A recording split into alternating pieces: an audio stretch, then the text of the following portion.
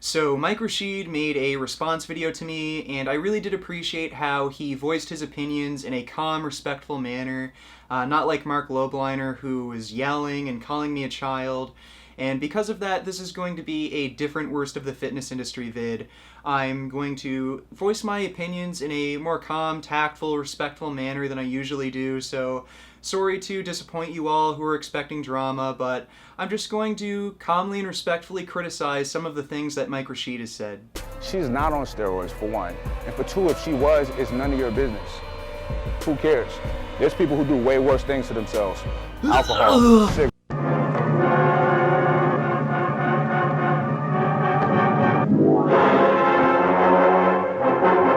So you honestly think Dana isn't on steroids? You look like you know all about being natural yourself. Funny how your physique is comparable to football player LaRon Landry, who has been busted for taking performance-enhancing substances, and he happens to be at a similar height and weight as you. You're even as big, if not bigger, than Mark Lobliner, and damn, even your fucking dog looks like he's on steroids. My dog is all natural and doesn't take any steroids. Would you like a blueberry, Raphael? Do you like blueberries? I'll go get you a blueberry. Here's your blueberry. But I'm sure your gains are all natural, and it's just the special supplements you take and your special training techniques that make you look like you're on steroids despite not actually being on steroids. I pick up big things and I fucking throw them. Oh, that's the secret, guys. Just throw rocks real hard and take Mike Rashid supplements, and then you'll get that bulky steroid look you want. Did you see how far I threw that rock? And you know, I get it. I know how he makes money. How else is he gonna sell these supplements and products to kids? But what really annoyed me about his reply was this. You have no respect for a married woman, for a woman in general.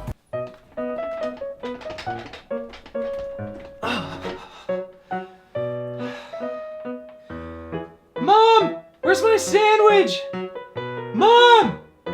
Mom! Sandwich! Oh my god, she's so fucking annoying!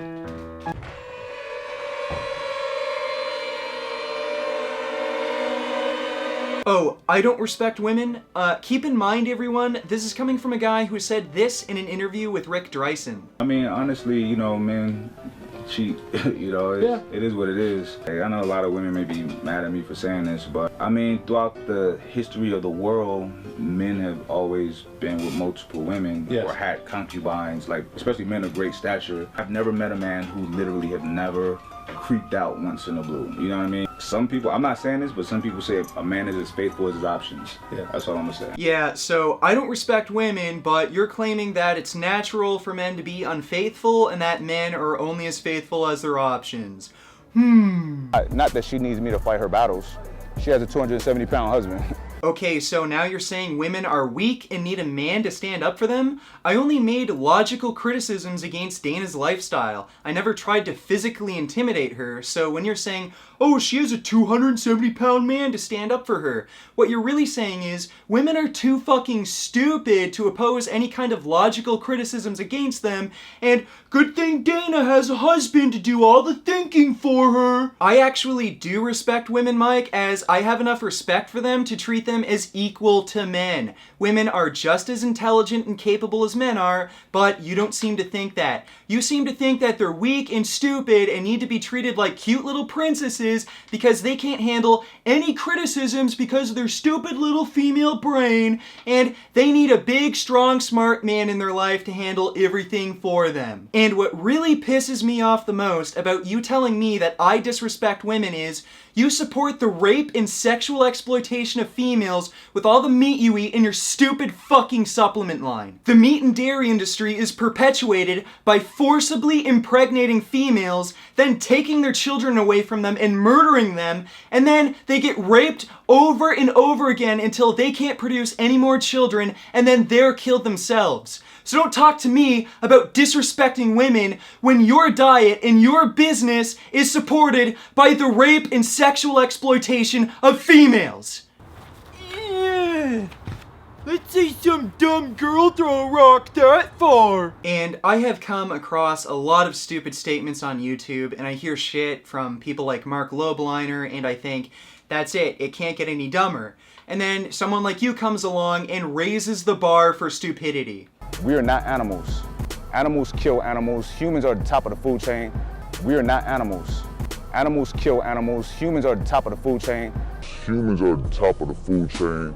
Okay, so we're not animals, but we're on top of the food chain, and you're excusing yourself from killing animals because other animals kill other animals.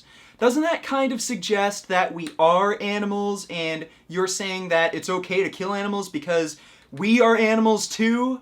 Alright, so National Institute of Drug Abuse, what are the health consequences of steroid use?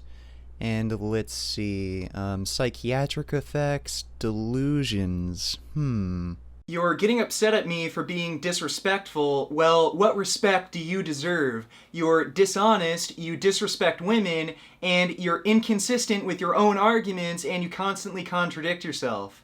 You're a fool, and nothing but nonsense comes out of your mouth. Meow meow meow meow meow meow meow meow meow meow meow meow meow meow meow meow meow. You are what you eat. Pound for pound, salmon is like the strongest animal on earth. Actually, no, Mike. Ants are pound for pound the strongest animals on Earth, so why don't you go eat ants since you seem to think you magically gain an animal's ability once you eat them. But despite all of that, I know you're just ignorant and you just don't know any better, and I actually do want to help you and others, which is why I make these videos. And I saw your entire interview with Rick Dreisen, and you mentioned that you focus on longevity and you want to live a long, healthy life. Well, a whole foods vegan diet happens to be optimal for preventing chronic disease and promoting longevity. And there's a bodybuilder named Jim Morris who is vegan and is 78 years old now, who I think you should listen to. My name is Jim Morris. I was a competitive bodybuilder for 30 years, and I became vegan in the last 12 years. One of the things I hear is that humans are omnivores. I think there's a slight deception there. We can survive on a lot of things, but just because we can doesn't mean it's good for us. The protein in animal products is so laden with fats and chemicals and all sorts of stuff that's harmful to you. When I was competing and stuffing down all of that sort of stuff, I had lots of digestive problems. I was constipated and bloated and just miserable all the time. I don't concern myself about protein anymore because I know there's enough protein in what I eat. There's protein in fruits, there's protein in beans, there's protein in grains. It kept me not only healthy, but I feel better about myself and how I relate to other creatures in the world. Over the years, I've come to know these creatures as thinking, feeling beings. I feel better about myself being a vegan, that I'm not hurting these creatures. I know, as a fact, I would not be here and I would not be in this condition now had I continued eating the way I was. And this isn't just one anecdote. There's a ton of scientific evidence out there demonstrating that a vegan diet is optimal for health, longevity, prevention of chronic disease, and even athletic performance.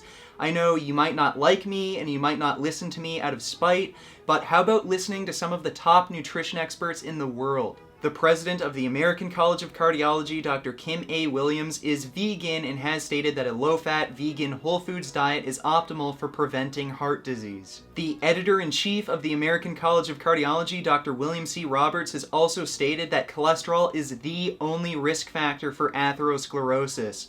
So cutting cholesterol completely out of your diet is your best defense against coronary artery disease. Dr. Caldwell Esselstyn of the Cleveland Clinic also uses a low-fat, vegan, whole foods dietary intervention to treat his chronically ill patients and reverse heart disease, and he's even treated Bill Clinton and reversed his heart disease. Dr. Neil Bernard is a diabetes expert, and he uses a low-fat, whole foods, vegan dietary intervention to prevent and reverse type 2 diabetes, and he's even able to cure some of his patients of type 2 diabetes using that dietary intervention. Dr. John McDougall is another medical doctor who uses a low-fat, whole foods, vegan dietary intervention to treat his chronically ill patients, and he even diet coached Carl Lewis, 9-time Olympic gold medalist and former world's fastest man. And Dr. T. Colin Campbell, researcher and author of the China Study, the largest epidemiological study on cancer ever conducted, found that meat intake is strongly tied to cancer risk. There are a ton of medical and nutritional experts who support a vegan diet for the prevention and treatment of chronic disease and to promote longevity, and all of the experts that I just mentioned have their own published research, their own books, their own websites, and you have a ton of reading you can do on your own, and if you don't want to listen to me, then at least listen to them. You should also check out nutritionfacts.org, which is run by Dr. Michael Greger. He has a huge list of videos that are all about diet and health, and he links supporting research that you might also like to read. I know I've been angry and rude, but how about we set our egos off to the side and be reasonable? A vegan diet is best for your health, it supports your athletic goals, it saves the animals, and it helps the environment, and the best medical and nutritional experts in the world support it. So what's your excuse? You can't just make another response video saying, you were too rude or we're at the top of the food chain. You have a choice to make, and I think you know what that right choice is.